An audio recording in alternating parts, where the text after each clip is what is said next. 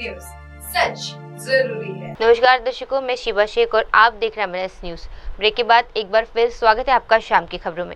आइए एक नजर डालते हैं हेडलाइंस की। कोलकाता के खिदिरपुर थोक बाजार में भीषण आग, कई दुकानें जलकर खाक। विमान हादसे की जांच के लिए अमेरिकी और AAIB अधिकारी अहमदाबाद पहुंचे। पीएम मोदी के कनाडा दौरा से पहले कैलगरी में भारतीय समुदाय की उम्मीदें।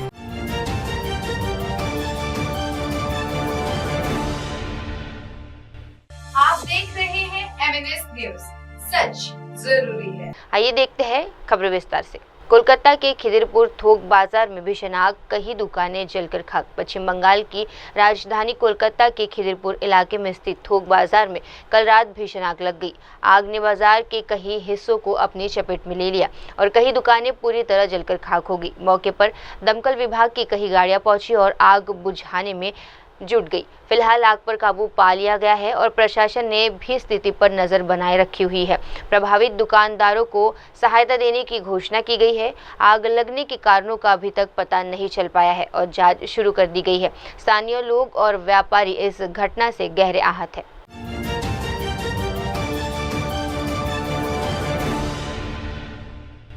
आप देख रहे हैं एमएनएस न्यूज, सच जरूरी है। आइए बढ़ते हैं अगली खबर की ओर। विमान हादसे की जांच के लिए अमेरिकी और AAIB अधिकारी अहमदाबाद पहुंचे। 12 जून को हुए एयर विमान इंडिया हादसे की जांच अब अंतर्राष्ट्रीय स्तर पर भी शुरू हो चुकी है। इस सिलसिले में अमेरिकी विमान सुरक्षा विशेषज्ञों और भारतीय विमान दुर्घटना जांच ब्यूरो के वरिष्ठ अधिकारी अहमदाबाद पहुंच चुके हैं। अधिकारियों ने आज अहमदाबाद एयरपोर्ट से सीधे दुर्घटना स्थल की ओर रवाना होते वक्त मीडिया के कैमरे के सामने से गुजरते हुए कहा कि वे मौके पर पहुंचकर तकनीकी निरीक्षण, डेटा विश्लेषण और संभावित कारणों की जांच करेंगे। इस हादसे की गंभीरता को देखते हुए दोनों देशों की टीमें मिलकर विस्तृत रिपोर्ट तैयार करेगी, जिससे भविष्य में इस तरह की घटनाओं को रोका जा सके।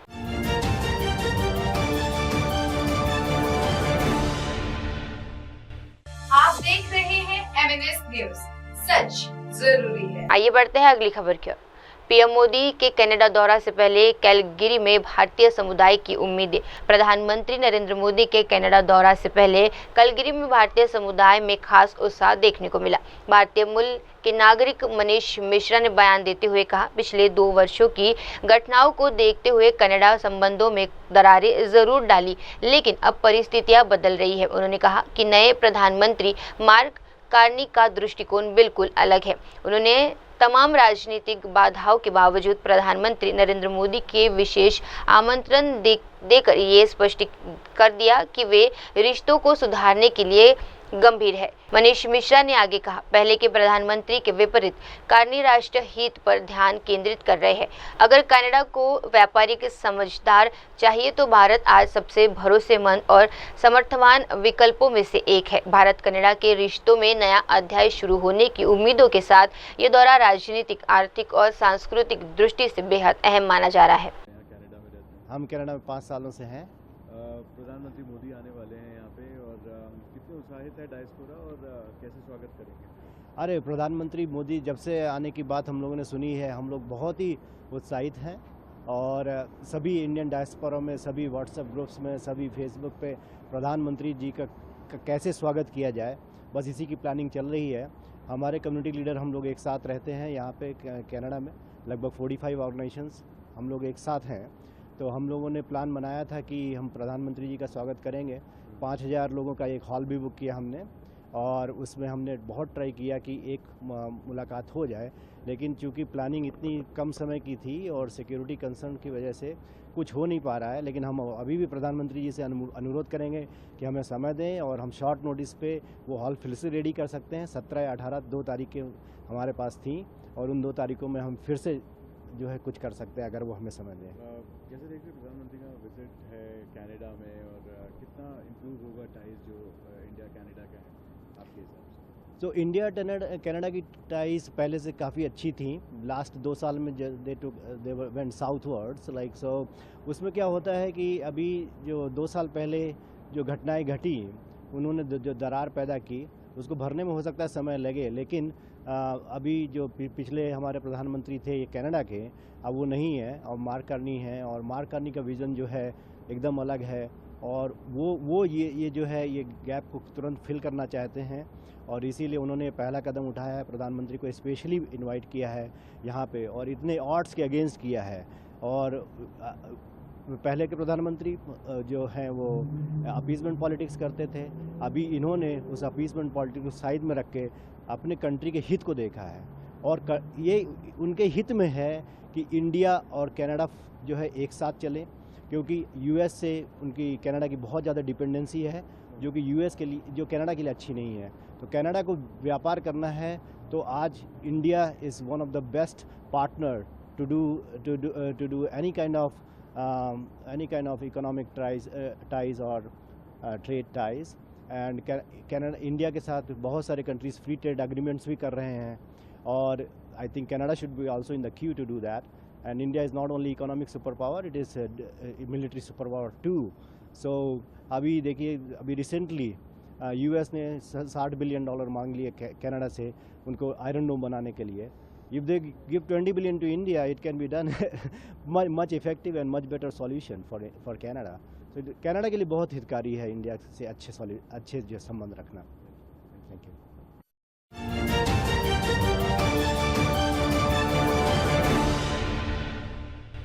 आप देख रहे हैं MNS न्यूज, सच जरूरी है। आइए बढ़ते हैं अगली खबर की ओर। पुणे पुल हादसे के घायलों ने सुनाई आप बीती। पुणे के इंद्रायणी नदी पर हुए दर्दनाक पुल हादसे के बाद अस्पताल में भर्ती घायलों ने अपनी आप बीती साझा की। हादसे के सदमे से उभरते हुए कई लोगों ने बताया कि अगर स्थानीय लोग समय पर मदद नहीं करने के लिए आगे आते तो हालात और भी भयावह हो सकते थे। घायलों ने कहा, हमें कुछ समझ नहीं आया कि क्या हो रहा है। अचानक सब कुछ नीचे गिर गया। हम चीख रहे थे, कोई हमें खींच रहा था और फिर कुछ स्थानीय लोग तुरंत मदद को दौड़ आए।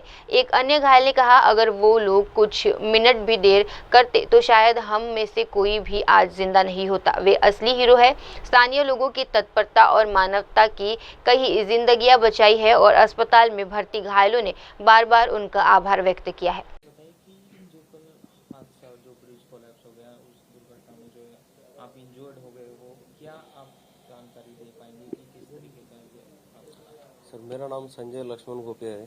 मैं देवगांव से रहने वाला हूँ और मैं वहाँ पे कल पर्यटन एक खाली फैमिली को लेके घूमने के लिए गया था। अभी जो इंस्टेंट हुआ है वो ऐसा कुछ पता ही नहीं था कि ऐसा कुछ होगा करके, पर वो जब पूरे लोग जो गर्दी हुआ वहाँ पे तो उसकी वजह से सब लोग पुल पे खड़े थे तो उसकी वजह से बैलेंस गया और वो पुल बहुत पुराना होने की वजह से नीचे गिर गया। तो गिरने के बाद किसी को पता ही नहीं चला कि अपन नीचे गिरे। जिसको जैसा याद आया वो वहाँ से पानी से बाहर निकला और बाहर जाके खड़ा रहा। फिर जो कुछ अच्छे लोग थे उन्होंने कुछ हाथ दे के वो जो बाकी लोग थे उनको भी किसी को बचाया जिसको बचा सकते थे वो, पर कुछ लोग ऐसे थे कि उनको बचा नहीं पाए जो बारिश में बह गए। कितने उस दौरान मौजूद थे? स्थानिक नागरिकों ने किस तरीके से मदद की ब्रिज कोलैप्स? वहाँ पे साधारणतः 70-80 लोग तो हो गए और जो स्थानिक लोग थे उन्होंने रस्सी लाया, किसी ने सीढ़ी लाया, उसकी वजह से फिर खींचने का ट्राई किया। पर जो लोग इंजर्ड थे उनको खड़ा भी नहीं रह सकते थे तो उसकी वजह से उनको वो पॉसिबल नहीं था। पर जो अच्छे खासे खड़े हो सकते थे उनको जल्द से जल्द वहाँ से निकाल के उन्होंने बाहर निकाल के नदी के बाहर रख दिया कि जिन्हें वो एम्बुलेंस में डालकर हॉस्पिटल ले सके। ऐसा उन्होंने फिर उनकी वजह से ट्राई किया और वहाँ के स्थानिक लोगों ने बहुत सारा मदद किया जिसकी वजह से बहुत सी जानें बची। आप क्या कहना पाओगे कि किस तरीके का मंजर था जो ब्रिज कोलैप्स हुई उसमें? आप सर अभी मंजर ऐसा बताने से बता नहीं पाऊंगा क्योंकि वहाँ पे जो हुआ तो वो ऐसा किसी को पता ही नहीं था कि ऐसा कुछ होगा और इतने कम टाइम में हुआ कि किसी को समझ में नहीं आया कि अपन नीचे गिरे हुए हैं। खाली नीचे गिरने के बाद जो होश में थे उनका एक ही मसला हुआ कि अपन कब बाहर निकल सकते हैं और जिनके पैर अटके हुए थे जैसे कि मेरा पैर वो अटका हुआ था, मुझे ये सोच रहा था कि मैं पहले फैमिली को बचाऊं बाद में मैं देखूं। तो मैंने पूरे फैमिली को बाहर निकाला, उसके बाद मेरा पैर बाहर निकाला तब जाके मुझे निकल रहा है, नहीं तो वो पत्थर गिरने की वजह से वो पैर पर गिरा था। संडे होने की वजह से हाँ क्राउड ज्यादा था, उसकी वजह से वो सब लोगों की गर्दी हुई वहाँ पर। सरकार की तरफ से कुछ मदद की गई? अभी तक तो कुछ मिला नहीं है, अभी देखते हैं क्या कहते हैं सरकार।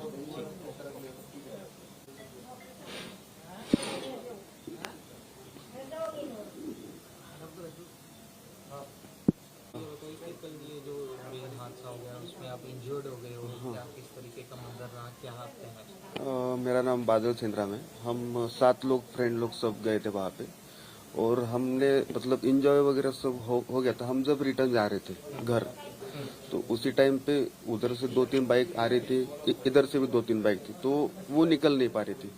तो उसकी वजह से वहाँ पे पूरी भीड़ लग गई, कम से कम 70 लोग वहाँ पे एकदम भीड़ लग गई। तो वो पुल सहन नहीं हो पाया उस पुल को, तो वन टाइम ही वो नीचे गिर गया पुल। हमने तो जैसे तैसे वो गाड़ी को पकड़ के रखे थे। गाड़ी को जैसे पकड़े तो मेरे को भी 2 लोगों ने से पैर को उनको पकड़ने के चक्कर में मैं भी चला गया था नीचे। फिर फ्रेंड ने मुझे निकाला बाहर जैसे तैसे। फिर हमने भी हमारे जितने भी दोस्त लोग थे सबको बाहर निकाला और कुछ 3-4 लेडीज थी उनको भी निकाल लिया बाहर।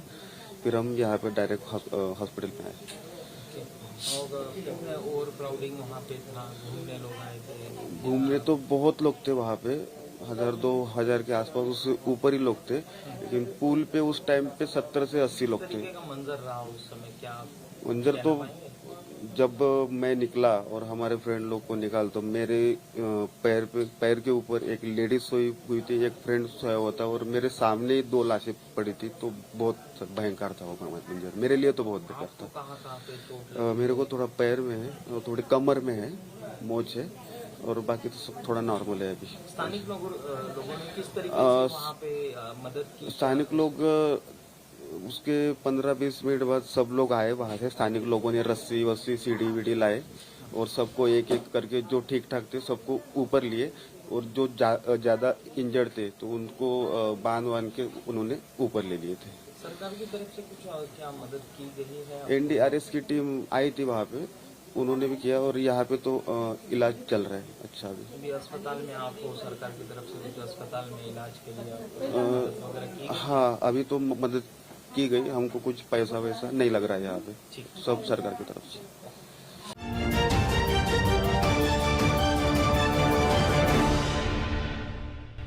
आप देख रहे हैं MNS न्यूज, सच जरूरी है। आइए बढ़ते हैं अगली खबर की ओर। राजकोट में पूर्व सीएम विजय रूपानी आवास पर अंतिम दर्शन की तैयारियां।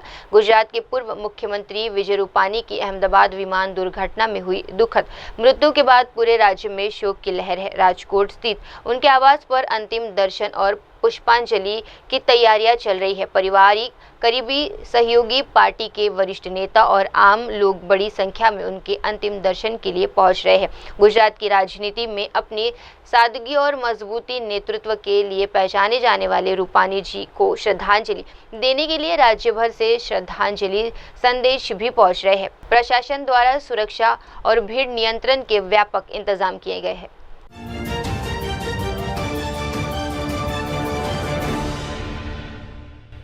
आप देख रहे हैं MNS न्यूज, सच जरूरी है। आइए बढ़ते हैं अगली खबर की ओर। दोषियों के खिलाफ होगी सख्त कार्रवाई, पुणे ब्रिज हादसे पर बोले उप मुख्यमंत्री अजित पवार। महाराष्ट्र के उप मुख्यमंत्री अजित पवार ने पुणे ब्रिज हादसे पर दुख जताया। उन्होंने कहा राहत बचाव अभियान को तेज करने का निर्देश दिया गया है और कहा कि दुर्घटना के कारणों की जांच के बाद दोषियों के खिलाफ सख्त कार्रवाई की जाएगी। एनसीपी नेता अजित पवार ने बयान में कहा कि मावल तालुका के कुंदमाला में इंद्रायणी नदी पर पुल ढहने से कही दुर्घटना दुर्भाग्यपूर्ण और दर्दनाक है। दुर्घटना के कारणों की जांच के बाद दोषियों के खिलाफ सख्त कार्रवाई की जाएगी।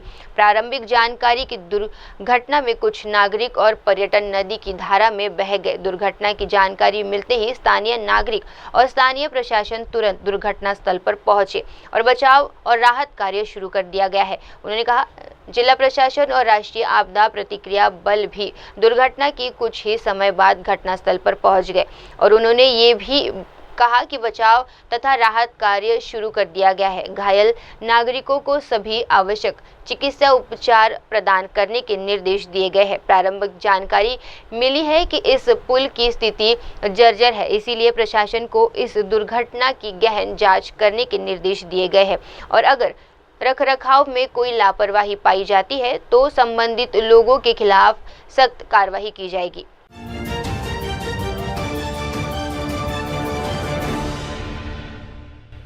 आप देख रहे हैं MNS न्यूज, सच जरूरी है। आइए बढ़ते हैं अगली खबर की ओर। भारत की विदेशी नीति पर ऐतिहासिक भूल, बोले अमिक जामोई। समाजवादी पार्टी के नेता अमिक जामोई ने भारत सरकार की विदेश नीति पर सवाल उठाते हुए संघाई सहयोग संगठन के ईरान पर इजराइल हमलों की निंदा से इनकार को ऐतिहासिक भूल करार दिया है। उन्होंने कहा, भारत का ईरान से बड़ा निवेश है, वहाँ बड़ी संख्या में भारतीय छात्र पढ़ रहे हैं और मजदूर काम कर रहे हैं। ऐसे में ईरान हमारा मित्र देश है और हमें उसके पक्ष में खड़े होना चाहिए था। अमिक जमोई ने उमर अब्दुल्ला की चिंताओं को जायज़ बताया और कहा कि ये मुद्दा केवल एक राजनीतिक दृष्टिकोण का नहीं बल्कि भारतीय मूल्यों का विदेश नीति की असल पहचान जुड़ा है। उन्होंने कहा, हम गांधी और बुद्ध के देश में है, लेकिन आज की सरकार इजराइल को प्राथमिकता दे रही है, जिसमें हम ईरान, रूस और चीन जैसे पुराने राजनीतिक साझेदारों को खोते जा रहे हैं। ये दूरगामी नुकसान पहुंचा सकता है। देखिए, ईरान में हमारा भारत का बहुत बड़ा इन्वेस्टमेंट है। ईरान हमारा सदियों से हमारा एक पुराना दोस्त है। उमर अब्दुल्ला साहब ने जो बात जाहिर करी है वो सबकी आवाज़ है। इवन इजराइल में भी जो मजदूर भारतीय जनता पार्टी ने जिन्हें नौकरियों पे भेजा, उनकी जानें तो पहले ही जा रही थी कि उनकी भी सुरक्षा का विषय है। ईरान में जो छात्र यूनिवर्सिटियों में पढ़ रहे हैं, मेडिकल कॉलेजेस में हैं, और भारत के शहरियों की बहुत बड़ी आबादी ईरान के अंदर है, तो सरकार को नागरिकों का ख्याल रखते हुए साथ में जो इजराइल का एग्रेशन जिससे उनकी न्यूक्लियर फैसिलिटी पे अटैक्स हुआ है, भारत को एससीओ से अलग होकर जो हमने स्टैंड लिया है वो हमारी ऐतिहासिक भूल है। और फ्रीडम स्ट्रगल के बाद से जो हमारे मूल्य हैं पैलेस्टाइन के कॉज के लिए, गाजा के कॉज के लिए, उसमें जिस तरह से हम 14 जून को यूएन में गायब हो गए, हम गांधी बुद्ध के देश, दुनिया में भाषण देने जाते हो तो हम गांधी के देश से आए हैं, बुद्ध के देश से आए हैं। युद्ध विराम पे वोटिंग में जाने में हमें क्या दिक्कत थी कि जंगें बंद हों। सो नरेंद्र मोदी की एनडीए की गवर्नमेंट ने इजराइल के साथ स्टैंड लिया। आप समझते हैं कि इजराइल से आपका देश का बहुत बड़ा फायदा है, लेकिन आप ईरान को खो रहे हैं, आप चाइना को खो रहे हैं, आप रशिया को खो रहे हैं। साथ में चाइना तो ईरान के साथ खड़ा हो गया। आपकी क्या डिप्लोमेसी है, आपकी पॉलिटिक्स क्या है?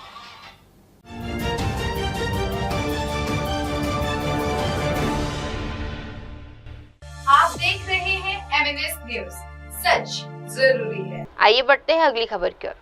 चंडीगढ़ में एक राष्ट्र एक चुनाव पर जेपीसी की अहम बैठक। चंडीगढ़ में आज एक राज्य एक चुनाव को लेकर गठित संयुक्त संसदीय समिति की महत्वपूर्ण बैठक आयोजित की गई। इस बैठक की अध्यक्षता भाजपा सांसद पीसी चौधरी कर रहे हैं। बैठक में हरियाणा और चंडीगढ़ के कई प्रमुख क्षेत्रीय और राष्ट्रीय राजनीतिक दलों के प्रतिनिधि शामिल हुए, जिनमें भाजपा, कांग्रेस, जेजेपी, बासपा, इनेलो और राज्य के पूर्व मुख्यमंत्री भी मौजूद रहे। बैठक में एक राष्ट्र एक चुनावी व्यवहारिकता, संवैधानिक संशोधन की आवश्यकता और राज्य की स्वायत्तता पर इसके प्रभाव को लेकर गहन चर्चा की गई है। ये बैठक इस व्यापक पार्षमन प्रक्रिया का हिस्सा है जिसे केंद्र सरकार एक राष्ट्र एक चुनाव के लिए क्रियान्वयन से पहले से शुरू हो चुकी है।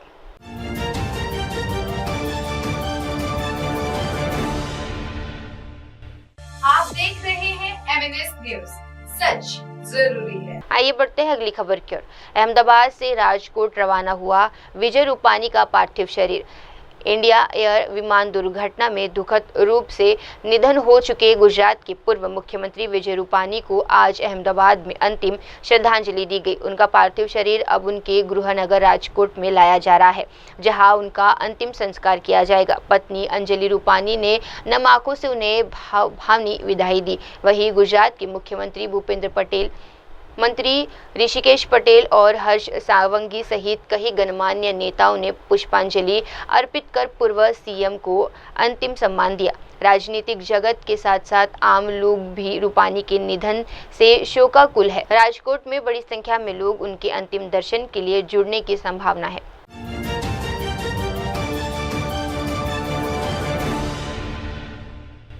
आप देख न्यूज, सच जरूरी है।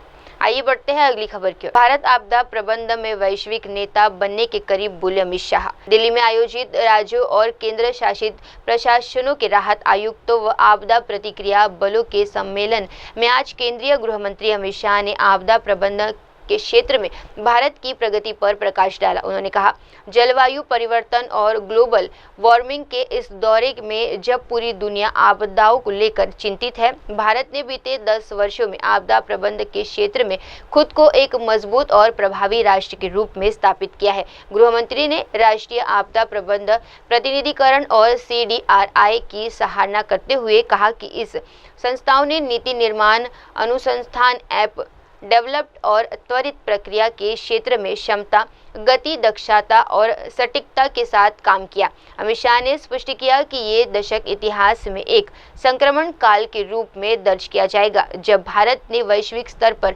आपदा प्रबंधन नेतृत्व की ओर कदम बढ़ा रहा है। सब जानते हैं कि जलवायु परिवर्तन और ग्लोबल वार्मिंग के कारण आज पूरा विश्व आपदाओं से चिंतित है, मगर हम सब के लिए आनंद का विषय है कि 10 साल के अंदर NDMA, NDRF और CDRI ये 3 संस्थाओं ने भारत को आपदा प्रबंधन के क्षेत्र में ग्लोबल लीडर बनाने के करीब ले जाकर खड़ा कर दिया है।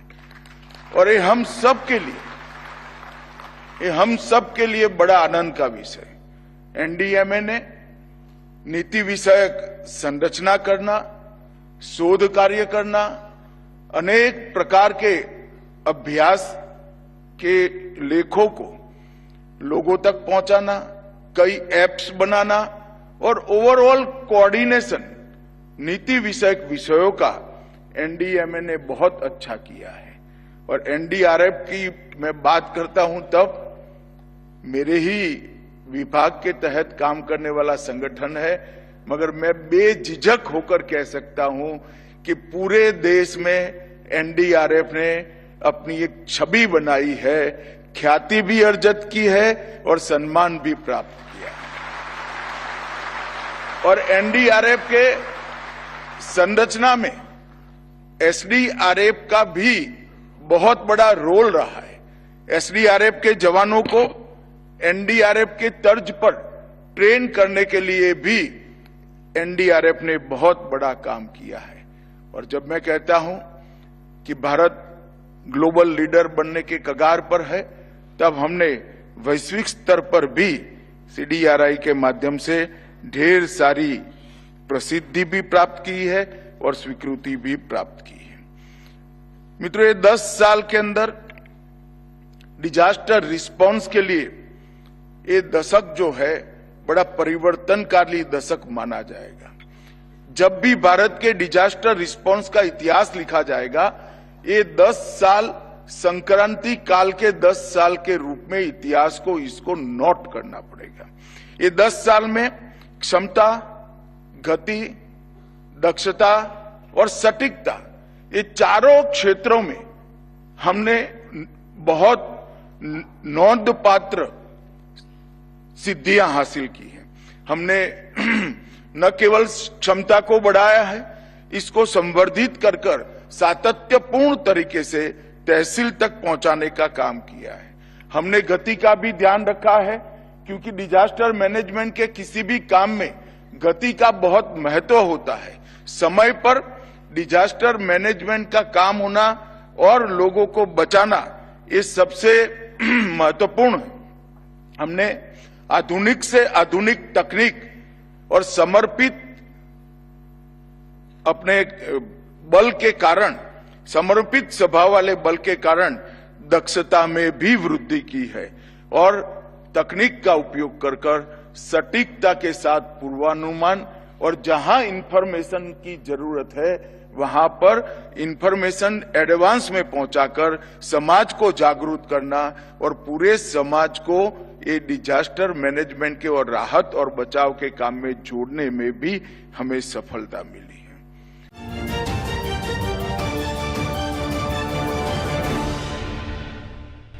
आप देख रहे हैं MNS न्यूज, सच जरूरी है। आइए बढ़ते हैं अगली खबर की ओर। गोवा के अगसैम में हर घर नल से जल परियोजना शुरू। गोवा के मुख्यमंत्री प्रमोद सावंत ने आज सेक्ट आंध्रे निर्वाचन क्षेत्र में अगसैम गांव में हर घर नल से जल परियोजना का विधिवत उद्घाटन किया। ये पहल जल जीवन मिशन के तहत शुरू की गई और इसका उद्देश्य क्षेत्र में सभी ग्रामीण घरों को शुद्ध और नियमित नल का जल उपलब्ध कराना है। इस परियोजना में शामिल है 2000 यूबिक मीटर क्षमता वाला ग्राउंड लेवल जलाशय और 650 यूबिक मीटर का ओवरहेड टैंक जो पूरे क्षेत्र में जल वितरित को सुदृढ़ बनाएंगे। मुख्यमंत्री ने कहा कि ये सिर्फ एक परियोजना नहीं बल्कि गांव में जीवन की गुणवत्ता सुधारने की दिशा में बड़ा कदम है। सरकार का लक्ष्य है कि राज्य के हर नागरिक को पीने का पानी साफ, समय पर और पर्याप्त मात्रा में उपलब्ध हो। हर घर नल से जल आसा काय ना आसा जाल्यार म्हज्या बरोबर सगळे जाण नेटान घोषणा दियात। भारत माता की आवाज येना, दोन्ही हात वयर करून भारत माता की, दोन्ही हात वयर करून भारत माता की, भारत माता की, वंदे वंदे। हर घर नल से जल ही स्कीम आमी सक्सेसफुली कंप्लीट करपाक शकले। कोणाच्या घरात टॉयलेट ना जाल्यार हात वयर कर, हांव करपाक लायता म्हणून सांगला, ना जाल्यार हात वयर कर, हांव वचून करूंक लायता। कोणाच्या घरात ना हात वयर कर तूं बाय, ना तुमच्या घरात तुका तुका येता सगळीं फाटल्यान पळोवं नाका।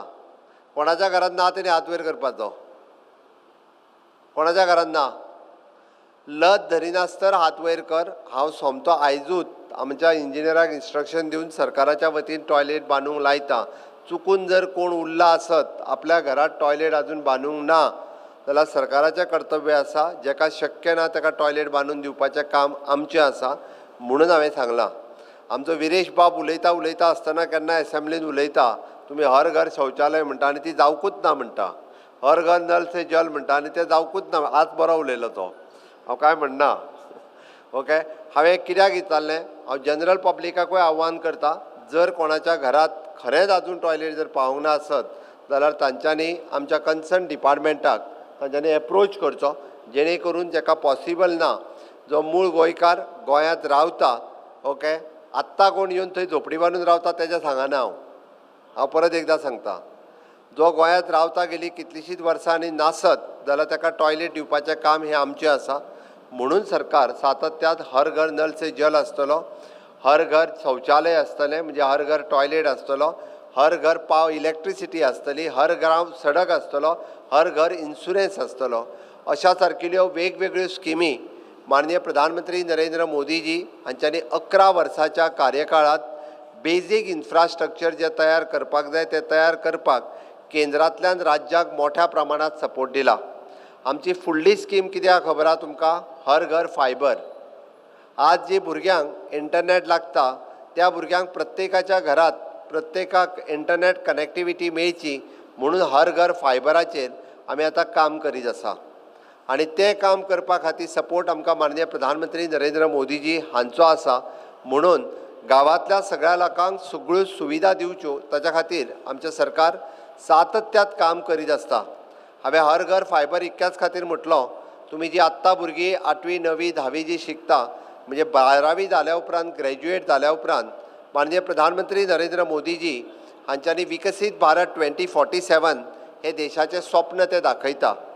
देशाक जेन्ना स्वातंत्र्याक 100 वर्सां पुराय जातली तेन्ना हो देश पूर्ण विकसीत जावपाक जाय, म्हणजे इट इज अ डेवलॉप्ड कंट्री जेका आमी म्हणटा, त्या डेवलॉप्ड कंट्रीच्या रेंजीन वचपा खातीर प्रत्येकाच्या बेजीक इन्फ्रास्ट्रक्चराच्या बरोबर इंटरनेट कनेक्टिविटी घरात, म्हणजे आमी जेका वर्क फ्रॉम होम, तुमी जे समोर म्हज्या बसल्या दे शॅल वर्क फ्रॉम होम आनी फॉर डिफरंट कंट्रीज, वेगवेगळ्या कंट्रीजा खातीर तुमी काम करपाक जाय आनी ती कनेक्टिविटी खातीर फुडल्या 25 वर्सांक आनी हे विजन मुखार दवरून आमी सातत्यात काम करीत आसा। तुमी जर पळयशात म्हणजे आमी म्हणटा की रिसर्च आसतलें, इनोवेशन आसतलें, टॅक्नॉलॉजी आसतलो, हाजो सगळ्याचो वापर हो सगळ्यांनी आतांच्या भुरग्यांनी हो सगळ्यांनी करचो।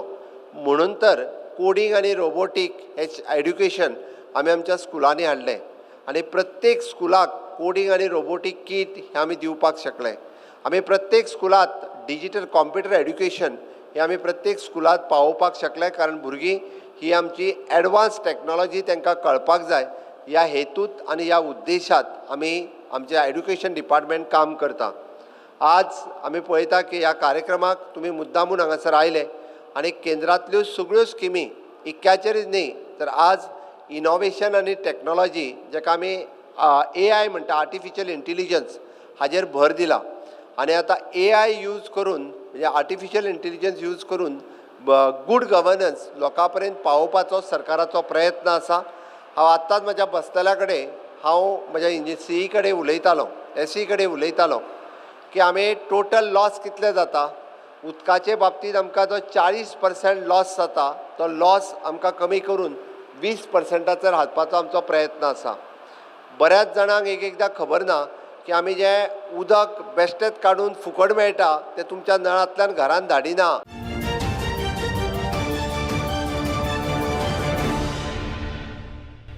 आप देख रहे हैं MNS न्यूज, सच जरूरी है. आइए बढ़ते हैं अगली खबर की ओर। पीएम मोदी का निकोसिया में भव्य स्वागत। प्रधानमंत्री नरेंद्र मोदी का साइप्रस की राजधानी निकोसिया स्थित राष्ट्रपति भवन में भव्य और औपचारिक स्वागत किया गया। साइप्रस के राष्ट्रपति निकोस ट्रिकोड्रेलिडेंट ने स्वयं प्रधानमंत्री मोदी का स्वागत करते हुए दोनों देशों के प्रतिनिधि मंडलों का आपस में परिचय कराया। राजनीतिक गर्मजोशी और कूटनीतिकशीलता के इस दृष्टि से ये स्पष्ट किया कि भारत और साइप्रस अपने राजनीतिक और आर्थिक संबंधों को एक नई दिशा देने को तैयार है। इस मौके पर दोनों नेताओं ने हाथ मिलाकर परस्पर सम्मान और सहयोग का संदेश दिया और उच्च स्तरीय द्विपक्षीय बातचीत से पहले एक सकारात्मक वातावरण तैयार किया।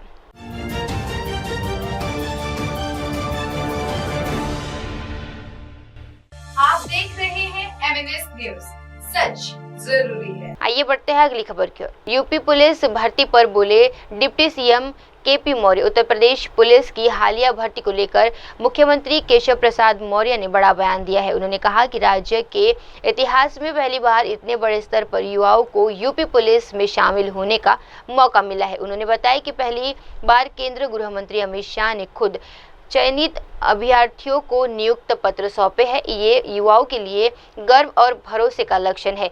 KP मौर्य ने ये भी कहा कि आज का युवा जानता है कि अब यूपी में नौकरी योग्यता के आधार पर मिलती है, न कि पैसा या सिफारिश पर। उन्होंने दावा किया कि पिछले 8 वर्षों में लगभग 8 लाख लोगों को सरकारी नौकरियां दी गई, जो योग्यता और पारदर्शिता का परिणाम है।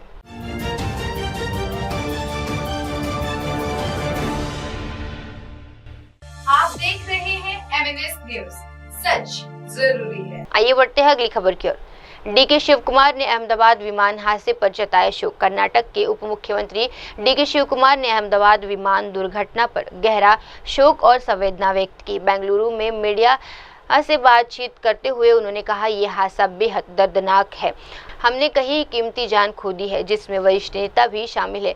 पूरे देश को इस हादसे से गहरा आघात हुआ है। DK शिव कुमार ने दिवंगतों के परिवार के प्रति संवेदना प्रकट करते हुए कहा कि कर्नाटक सरकार दुख की इस घड़ी में गुजरात और पीड़ित परिवारों के साथ खड़ी है। उन्होंने ये भी कहा कि इस हादसे की गहराई से जांच होनी चाहिए ताकि भविष्य में इस तरह की त्रासदी को टाला जा सके। ನಿಮ್ಮ ಮಾಧ್ಯಮದವರು ಇದರಲ್ಲಿ ಅಹಮದಾಬಾದು ದುರಂತ ಈ ದೇಶದಲ್ಲಿ ಆಗಬಾರ್ದಾಗಿತ್ತು, ಇಲ್ಲೇ ಪ್ರಪಂಚದಲ್ಲಿ ಎಲ್ಲೂ ಕೂಡ ಆಗಬಾರ್ದಾಗಿತ್ತು. ಭಾಳ ಜನಕ್ಕೆ ಬರ್ನಿಂಗ್ ಎಲ್ಲ ಆಗಿದೆ, ಅದನ್ನೆಲ್ಲ ಅವರು ನಮಗೆ ತೋರ್ಸಕ್ಕೆ ಹೋಗಲಿಲ್ಲ. ಭಾಳ ಇನ್ಫೆಕ್ಷನ್ ಎಲ್ಲ ಆಗ್ತಿದೆ ಅಂತೇಳಿ ಆ ಸ್ಪಾಟ್ ಎಲ್ಲ ನೋಡಿದ್ರೆ ಇನ್ನು ಸ್ವಲ್ಪ ಒಂದು 500 ಮೀಟರ್ ಹೋಗಿತ್ತು ಇನ್ನೂ ಸಾವಿರಾರು ಜನಕ್ಕೆ ತೊಂದರೆ ಆಗೋದು. 2 ದೊಡ್ಡ ಬಿಲ್ಡಿಂಗ್ಗಳ ಮಧ್ಯೆ ಸ್ಟೂಡೆಂಟ್ಸ್, ಪಾಪ ವಿದ್ಯಾರ್ಥಿಗಳು, ಕೆಲವರಿಗೆ ಸ್ವಲ್ಪ ಕಡಿಮೆ ಇದಾಗಿರೋದು ಧೈರ್ಯವಾಗಿದ್ದಾರೆ, ಮಿಕ್ಕಿದವರೆಲ್ಲ ಇನ್ನೂ ಭಾಳ ಆತಂಕದಲ್ಲಿದ್ದಾರೆ. ಆ ಪೇಷಂಟ್ ಯಾರು ಉಳ್ಕೊಂಡಿದ್ದಾನೆ ಆತನಿಗೆ ಸ್ವಲ್ಪ ಮೆಂಟಲ್ ಆಗೋನಿ ಜಾಸ್ತಿ ಇದೆ ಅಂತೇಳಿ ಸಾಹೇಬರು ವಿಡಿಯೋ ಕೇಳಿ ಮಾತಾಡ್ಸೋದು, ಖರ್ಗೆ ಸಾಹೇಬ್ರ ಕಡೆ ಇಡೀ ಟೀಮೇ ಅಲ್ಲಿ ಬಂದಿತ್ತು. ಈಗ ನಾವು ಆ ಬ್ಲ್ಯಾಕ್ ಬಾಕ್ಸ್ಗೆ ವೆಯ್ಟ್ ಮಾಡ್ತಾ ಇದ್ದೀವಿ. ಆಮೇಲೆ ಆ ಬ್ಯಾಟ್ ವಾಸ್ ಆದಮೇಲೆ ಸೊ ಇಡೀ ಪಕ್ಷ, ಕಾಂಗ್ರೆಸ್ ಪಕ್ಷ ಇದ್ರ ಬಗ್ಗೆ ಒಂದು ಸಾಂತ್ವನ ಹೇಳುವಂಥ ಕೆಲಸ ಮಾಡಬೇಕು ಅನ್ನೋ ದೃಷ್ಟಿಯಿಂದ ನಾವು ಹೋಗಿ ಅನೇಕ ಪೇಷಂಟ್ಸ್ನೆಲ್ಲ ಭೇಟಿ ಮಾಡಿದ್ದೇವೆ. ಈ ದೇಶಕ್ಕೆ ಬರಬಾರ್ದು, ಇಂಥ ದುರಂತ ಬರಬಾರ್ದು ಅಂಥೇಳಿ ನಾವೆಲ್ಲ ಅವರೆಲ್ಲ ನೊಂದವ್ರಿಗೆಲ್ಲ ಕೂಡ ಪ್ರಾರ್ಥನೆ ಮಾಡೋಂಥ ಕೆಲಸ ಮಾಡಿದ್ದೀವಿ. ಇವಾಗ ಇನ್ನೊಂದೇನೆಂದರೆ ಏವಿಯೇಷನ್ ಮಿನಿಸ್ಟ್ರಿ ಬಗ್ಗೆನೂ ಭಾಳಷ್ಟು ಕ್ವಶನ್ಗಳು, ಇಲಾಖೆ ಕರೆಕ್ಟಾಗಿ ಸರಿಯಾಗಿ ಕೆಲಸ ಮಾಡ್ತಾರೆ. ಅಲ್ಲಪ್ಪ, ಈಗ BJPಯವರು ನಮ್ಮ ಬಗ್ಗೆ ಮಾತಾಡ್ತಾರೆ. ಈಗ BJPಯವರು ದಳದವ್ರು ಇನ್ನೇನಿಲ್ಲ ಕೆಲಸ. ನಾವು ಅವ್ರಿಗೆ ಬೇಕಾದಷ್ಟು ಹಳೇದೆಲ್ಲ ತಿರ್ಚಿ ಹೇಳ್ಬೋದು, ನಾನು ಇದೂ ಹೇಳ್ಬೋದು.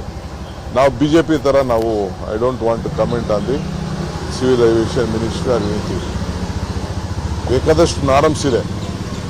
ನಾನು ಅದನ್ನು DGCಯಲ್ಲಿ ಏನೇನು ಮಾಡಬೇಕು, ಏನು ಆಲ್ಟರ್ನೇಟಿವ್ ಫ್ಲೈಟು, ಮತ್ತೊಂದು ಇವೆಲ್ಲ ಏನೇನೋ ಇರ್ತದೆ. ನಾನು ಟೆಕ್ನಿಕಲ್ ಮನುಷ್ಯ ಅಲ್ಲ. ಡಿಬೇಟ್ ಆಗ್ತಾಯಿದೆ.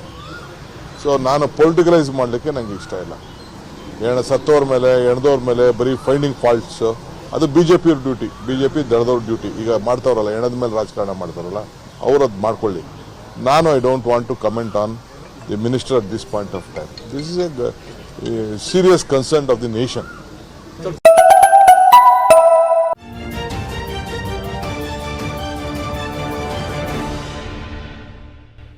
आप देख रहे हैं MNS न्यूज, सच जरूरी है। आइए बढ़ते हैं अगली खबर की। मनोज झा बोले, ये देश की सामूहिक क्षति है। आरजेडी नेता मनोज झा ने अहमदाबाद विमान दुर्घटना पर गहरी संवेदना व्यक्त की। अपने बयान में उन्होंने कहा, ये एक बड़ी दुर्घटना थी। DNA मिलाव जैसी प्रक्रिया बेहद कठिन और भावनात्मक रूप से धक्का देने वाली होती है। मुझे उम्मीद है कि पीड़ित परिवारों को धीरे धीरे शव मिल रहे होंगे, लेकिन हर परिवार के भीतर एक खालीपन रह जाएगा। मनोज झा ने आगे कहा कि ये केवल व्यक्तिगत हानि नहीं बल्कि देश की सामूहिक क्षति है। उन्होंने कहा, ऐसे समय में जब ये दुर्घटना और पहलगाम हमला जैसे दुखद घटनाएं एक साथ सामने आई है, हमें राजनीतिक से ऊपर उठकर इन परिवारों के साथ पूरी तरह एकजुटता से खड़े होना चाहिए। देखिए,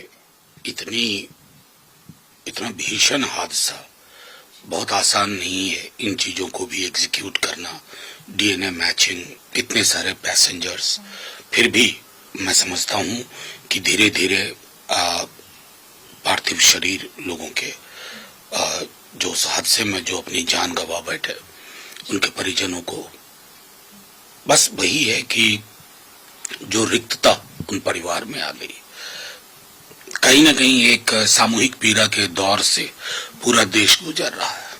पहलगाम से लेकर के अब तक मैं समझता हूं इस सामूहिक पीड़ा के क्षण में हमें अभी फिलहाल